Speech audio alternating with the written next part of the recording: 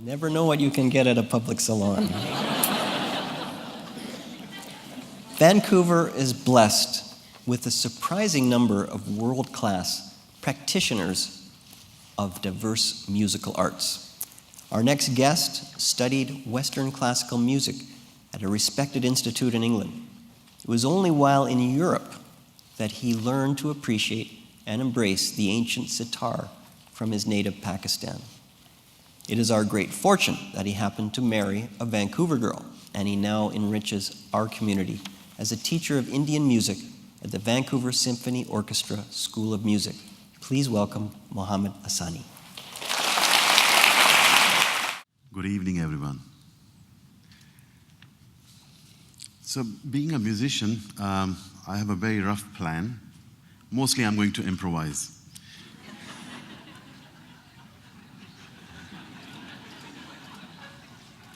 That's just thought I'll give you a little bit of what's coming ahead. Okay, so my name is Mohamed Assani. I was born in Karachi in Pakistan in a smiley Muslim family.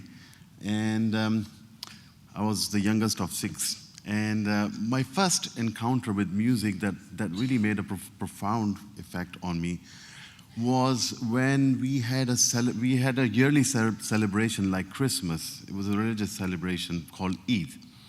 On Eid Day, there would be a big fair. And in the fair, there would be amazing games and all these wonderful tricks. And in the center, where the cricket pitch is, there would be a stage. And on the stage was a band playing music. So as an 8-year-old, I would be just like constantly very, very engaged. And at that moment, I really connected. I thought, it was something really sort of made me love it. And so when I was studying, I joined a band, and then somebody told me, hey, you can actually make money doing this. I said, what? Really? You must be kidding. I said, no, yes, you can even wear a tuxedo and a bow tie and this and that, I said, okay, this sounds exciting. So I'm going to go to England and I'm going to learn about music. So I was already doing music, and I started, my first instrument was a bass guitar, and I was listening to different music. And one day my friend played me something on a keyboard that I had bought, and it was a symphony by Beethoven, and it really blew my mind. I said, this is incredible. So I made the journey. Of course, I had to persuade my parents. My mother was everybody really supported me. My father came from a very, very well-off family. He was born in Muscat. My mother was born in India and Bombay, and I was the only person in my family who was born in Pakistan, so we've been traveling quite a lot. So what happens is that I go to England, and I get into this college. I sort of beg them, you have to give me a chance.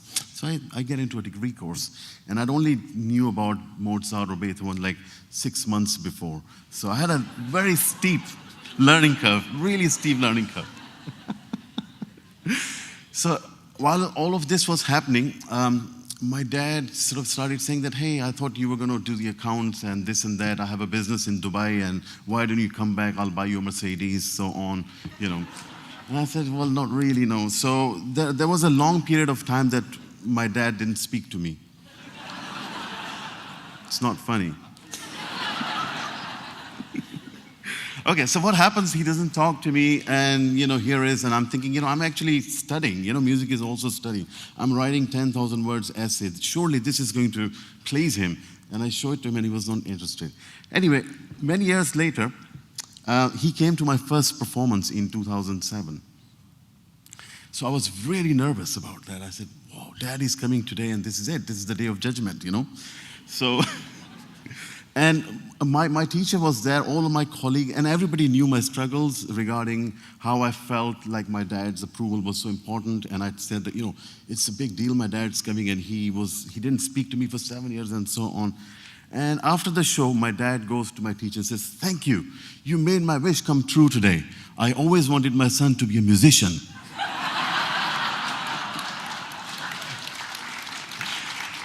Now I'm going to just play you the sitar that I love, is my passion, so I'm just going to walk over the stage.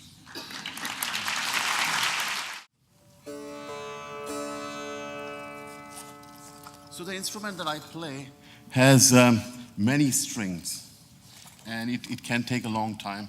It can actually take 7 minutes to tune the instrument.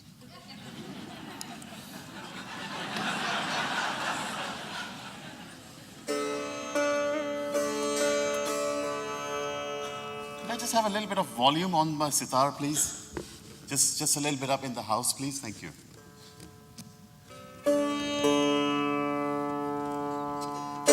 I'll play a little bit and I'll tell you a little bit about the music.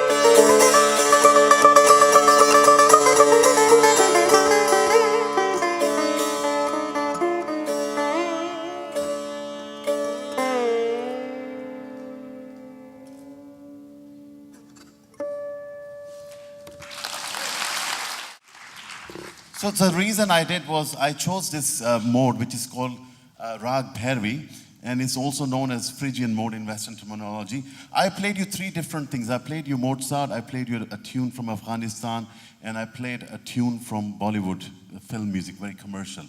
Just very short, very, very short snippets. So the reason about why I did that is that we are constantly living in a world that is not really telling us the truth.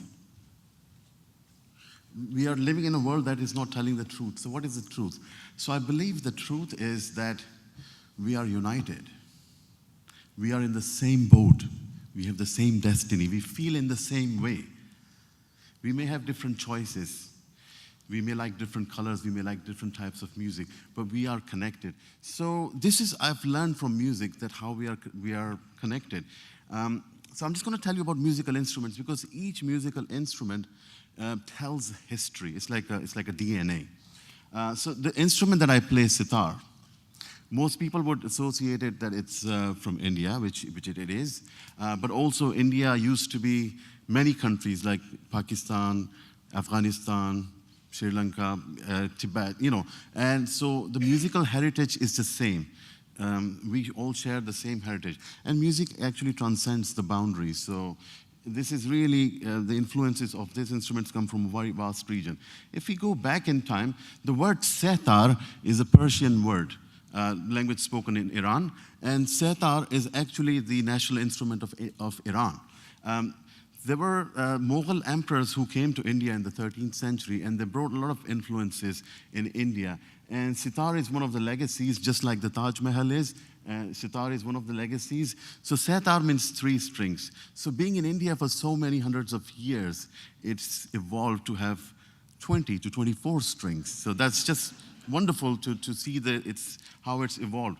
And when we look at instruments like the shang from China, the technology of a church organ was first introduced into Europe, into England, about more than 1,000 years ago from China.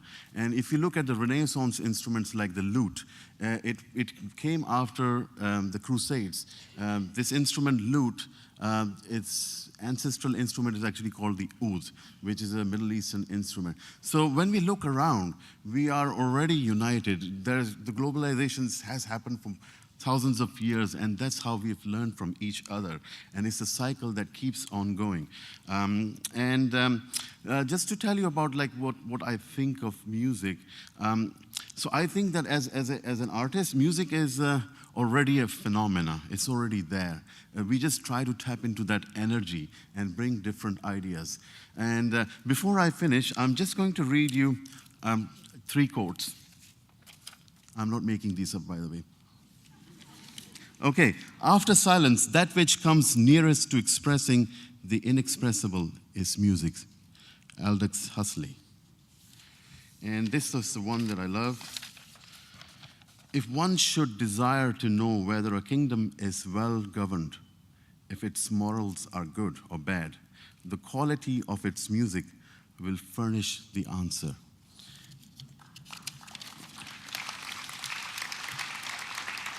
And I love this quote. Socrates once said, "When the soul hears the music, it drops its best guard." Thank you very much.